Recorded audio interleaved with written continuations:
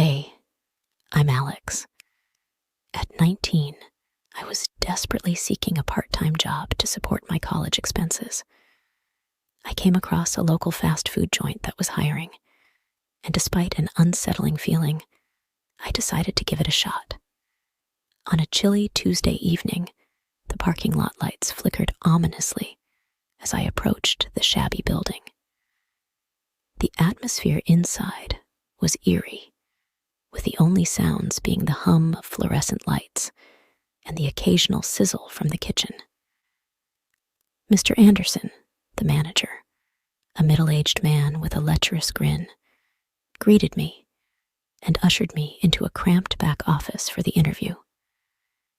As I took a seat, Mr. Anderson's grin twisted into something more malevolent.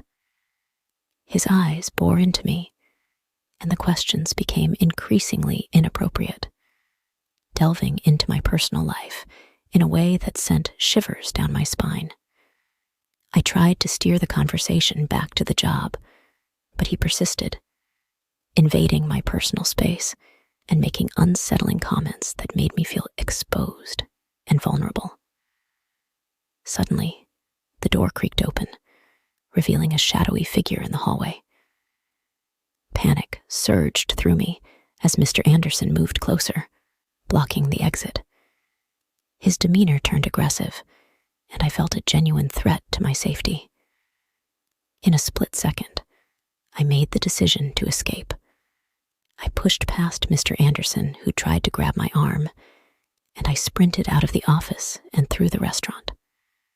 The eerie silence was shattered by the sound of my hurried footsteps echoing through the empty space.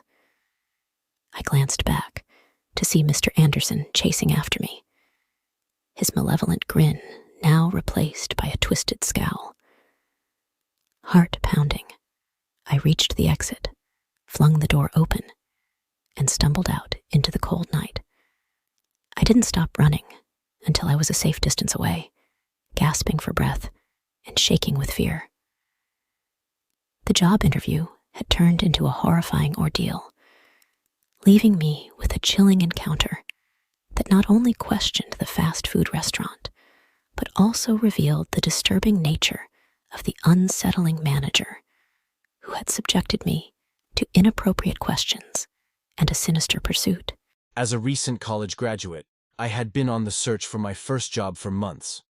I had applied to countless places and had even gone on a few interviews, but nothing seemed to be panning out.